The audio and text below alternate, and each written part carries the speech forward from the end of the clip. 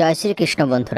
বন্ধুরা আপনারা জানেন যে 22শে জানুয়ারি 2024 অযোধ্যা রাম মন্দিরে প্রভু রামচন্দ্রের প্রাণ প্রতিষ্ঠা করা হবে, যে কারণে সমস্ত অযোধ্যা নগরীকে নবসাজে সাজানো হয়েছে। আর দেশ বিদেশে লক্ষ লক্ষ ভক্তের সমাগম শুরু হয়ে গেছে অযোধ্যা নগরীতে। কিন্তু প্রাণ প্রতিষ্ঠার আগেই রামরাজ্য অযোধ্যাতে এমন কিছু বিচিত্র ঘটনা হচ্ছে যেটা দেখে সকলে অবাক হয়ে যাচ্ছে। তাই সবাই এই ঘটনাগুলোকে বলছে শ্রী রামচন্দ্রের চমৎকার। বন্ধুরা, 500 বছরের সংঘর্ষ, 134 বছরের দীর্ঘ কোর্ট কেস আর দীর্ঘ 4 বছর হাজারো সনাতনীদের কঠোর পরিশ্রমের পর অবশেষে রাম মন্দিরের নির্মাণ কার্য সম্পন্ন হয়েছে। আগামী 22শে জানুয়ারির দিন 1200 স্তম্ভের উপর অবস্থিত এই মন্দিরে রামলালার প্রাণ প্রতিষ্ঠা করা হবে। কিন্তু আপনারা কি জানেন, এই স্তম্ভগুলো লাগানোর সময় মন্দিরে যখন খনন কার্য করা হচ্ছিল তখন এমন এমন চমৎকার জিনিস হয় যা দেখে বিজ্ঞানীরা পর্যন্ত অবাক হয়ে যায় এবং মন্দিরের ভূমিতে মাথা রেখে বলে ওঠে জয় শ্রীরাম। বন্ধুরা, ভিডিওটিতে এগোনোর আগে আপনাদের কাছে একটু অনুরোধ রাখছি, আপনারা যদি এই চ্যানেলে প্রথমবার এসে থাকেন তাহলে অবশ্যই চ্যানেলটি সাবস্ক্রাইব করবেন এবং বেল বাটনটি অন করে দেবেন যাতে সমস্ত ভিডিওর নোটিফিকেশন আপনার কাছে পৌঁছে যায়, এবং কমেন্টে জয় শ্রীরাম বা জয় হনুমান লিখতে ভুলবেন না। এবার আসুন শুরু করা যাক। বন্ধুরা, 5ই আগস্ট 2020 সালে 500 বছরের অপেক্ষার পর অবশেষে রাম মন্দিরের ভূমি পূজন হয় আর মন্দিরের নির্মাণ কার্যকে তৎক্ষণাৎ শুরু করা হয়। ওই সময় ইঞ্জিনিয়ার মন্দিরের জন্য 1200 স্তম্ভের একটি ডিজাইন নির্মাণ করেছিলেন, কিন্তু সুদূর আমেরিকা থেকে একদল বিজ্ঞানীকে ডাকা হয় যাতে তারা মন্দিরের নিচের মাটিকে পরীক্ষা করে সমস্ত দুর্বলতাগুলোর সম্পর্কে ইঞ্জিনিয়ারদের জানাতে পারে। এই সময় উত্তরপ্রদেশ সরকারের একটাই টার্গেট ছিল মন্দিরের স্তম্ভকে এতটা শক্ত বানানো যাতে আগামী 1000 বছরের বেশি সময় ধরেও এই মন্দির টিকে থাকে। তাই প্রথমে 100 ফুট গর্ত করা হলো, পরে তা বাড়িয়ে 200 ফুট গর্ত করে মন্দির নির্মাণ কার্য শুরু করা হয়। কিন্তু যেই রাম মন্দির নির্মাণ করার সময় মাটি কাটা শুরু হলো তখন এমন কিছু ঘটনা ঘটলো যা দেখে আমেরিকান বিজ্ঞানীরা পর্যন্ত অবাক হয়ে যায়। এমনকি সিএম আদিত্যনাথ থেকে শুরু করে পিএম নরেন্দ্র মোদী পর্যন্ত চিন্তিত হয়ে পড়েন। ঘটনাটি রাম মন্দির নির্মাণের সময় ঘটে, যখন আমেরিকা থেকে কয়েকজন বিজ্ঞানী আসেন রাম মন্দির নির্মাণ কাজে সহায়তা করতে। রাম মন্দির নির্মাণের জন্য মাটি খোঁড়ার কাজ স্বাভাবিকভাবেই এগোচ্ছে, কিন্তু মাটি খোঁড়ার সময় জমির একটা অংশ নরম হতে থাকে, যা দেখে বিজ্ঞানীরা মজুরদের ওই বিশেষ স্থানে আরও গভীরভাবে মাটি খুঁড়তে বলে। তারপর প্রতিটি মানুষ চিন্তিত হয়ে পড়ে যখন স্থানটি থেকে জলের ধারা বেরিয়ে আসে। তখন পরীক্ষা করার জন্য তৎক্ষণাৎ ওই স্থানের মাটি ও বালির স্যাম্পেল সংগ্রহ করা হয় আর দ্রুত সায়েন্স ল্যাবে গিয়ে পরীক্ষা করে। আর তখন তারা জানতে পারে ওই জল আসছে মন্দিরের পাশ থেকে বয়ে যাওয়া সরয়ূ নদীর, আর এই নদীর জলেই মন্দিরের মাটি নরম হয়ে যাচ্ছে। বন্ধুরা, এই জল বৈজ্ঞানিকদের জন্য একটা বড় সমস্যার কারণ হয়ে দাঁড়ায়। যদি এইভাবেই জল মাটিকে নরম করে দেয় তাহলে মন্দিরের পিলার দুর্বল হয়ে যাবে আর জলের কারণে পিলারের গায়ে জং ধরে যাবে। তারপর বিজ্ঞানীরা টেস্টিং করে 12টা স্তম্ভ নির্মাণ করলো এবং মাটির 100 ফুট নিচে বসিয়ে 28 দিন পর্যন্ত পরীক্ষা করে। 28 দিন পরে সেই স্তম্ভগুলির উপরে 700 টন ভর প্রয়োগ করা হয়, কিন্তু আশানুরূপ ফল পাওয়া যায় না। সেই 12টি স্তম্ভ নিজের জায়গা থেকে সরে যায়, তাই রাম মন্দির নির্মাণ কাজও থামিয়ে দেওয়া হয়। এরপর বৈজ্ঞানিকরা এটা বুঝতে পারছিলেন না যে কিভাবে এই ভেজা মাটির উপরে পিলার নির্মাণ করবেন, কিন্তু তারা তখনও জানতেন না এই মন্দির নির্মাণে পরমেশ্বর ভগবানের আশীর্বাদ রয়েছে।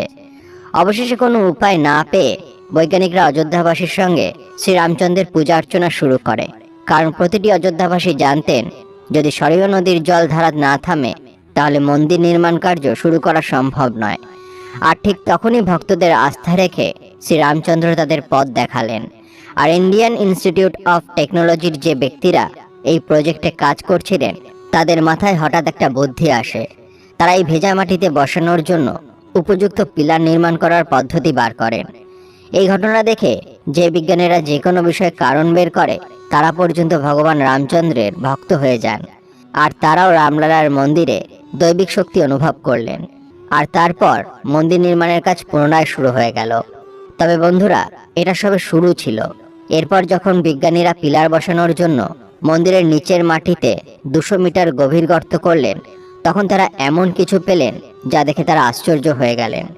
আসলে যে রাম মন্দিরের অস্তিত্বের জন্য সনাতনীরা 500 বছর ধরে লড়াই করেছে যার জন্য 134 বছর ধরে কোর্ট কেস চলছিল, ইতিহাসে তার উপস্থিতির প্রমাণ এই পবিত্র ভূমির নিচেই লুকিয়েছিল।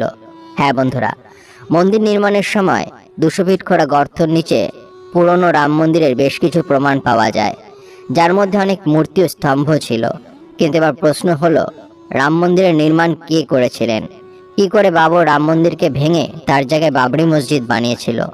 এই রহস্যময় ইতিহাস সম্পর্কে খুব কম মানুষই জানেন, কিন্তু যখন আপনারা এই বিষয়ে জানবেন তখন আপনারা অবাক হবেন।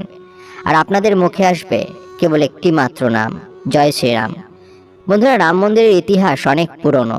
এই ভূমিতেই শ্রী রামচন্দ্র জন্মগ্রহণ করেছিলেন, তাই অযোধ্যাকে রাম জন্মভূমি বলা হয়। বলা হয় শ্রী রামচন্দ্রের জল সমাধি নেওয়ার পর অযোধ্যা নগরী কয়েক বছরের জন্য উজাড় হয়ে যায়, কিন্তু তার জন্মভূমিতে তৈরি মহল একই রকম ছিল। ভগবান শ্রী রামচন্দ্রের পুত্র কুশ পুনরায় রাজধানী অযোধ্যা নগরীর নির্মাণ করেন। এই নির্মাণের পর সূর্য বংশের আগামী 44 বংশ মহারাজা বৃহৎবলীর রাজত্বকাল পর্যন্ত অযোধ্যা উন্নত সম্ভ্রান্ত ছিল। কৌশল রাজা বৃহৎবলীর মৃত্যু মহাভারতে অভিমন্যুর হাতে হয়েছিল। মহাভারতের যুদ্ধের পরে অযোধ্যা নগরী সম্পূর্ণ ধ্বংসাবশেষে পরিণত হয়, কিন্তু রাম জন্মভূমির অস্তিত্ব একই রকম থেকে যায়। এর বহু বছর পর উজ্জয়িনীর চক্রবর্তী সম্রাট বিক্রমাদিত্য একসময় ঘুরতে ঘুরতে অযোধ্যায় পৌঁছে যান।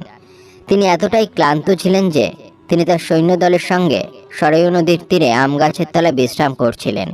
এই সময় ঘন জঙ্গলে আবিষ্ট ছিল সে স্থান, কোনো জনবসতি ছিল না।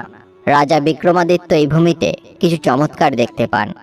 তখন তিনি এই চমৎকারগুলির কারণ জানতে আগ্রহী হয়ে পড়েন এবং অবশেষে ঋষিমুনিদের কাছে জানতে পারেন অযোধ্যা শ্রী রামচন্দ্রের জন্মভূমি।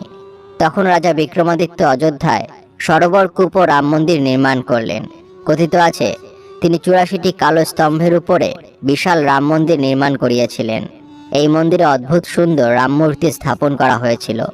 বিক্রমাদিত্যের পরবর্তী রাজারা তাদের রাজত্বকালে এই মন্দিরের দেখাশোনা করেছিলেন। 14ই শতাব্দীতে মোগলরা ভারত দখল করে, আর তারপরে রাম মন্দিরকে ধ্বংস করার অনেক প্রচেষ্টা চালায় তারা। তারপর 1527 খ্রিস্টাব্দে রাম মন্দির ভেঙে ফেলা হয় এবং রাম মন্দিরের জায়গায় মুঘল শাসকেরা বাবরি মসজিদ তৈরি করে। মসজিদের অভিলেখন থেকে স্পষ্ট জানা যায় মুঘল সম্রাট বাবরের আদেশে সেনাপতি মীর বাকি 1528-29 খ্রিস্টাব্দে বাবরি মসজিদ নির্মাণ করেছিল। সেই দিন থেকে 500 বছর পর্যন্ত রাম মন্দির পুনর্নির্মাণের জন্য সংঘর্ষ চলতে থাকে। তারপর অবশেষে রাম মন্দির বানানোর পক্ষেই রায় দিয়েছেন ভারতের সুপ্রিম কোর্ট। তারপর 5ই আগস্ট 2020 সালে রাম মন্দিরের ভূমি পূজন হয়, আর এই মন্দিরের নির্মাণ কার্য প্রায় শেষের দিকে।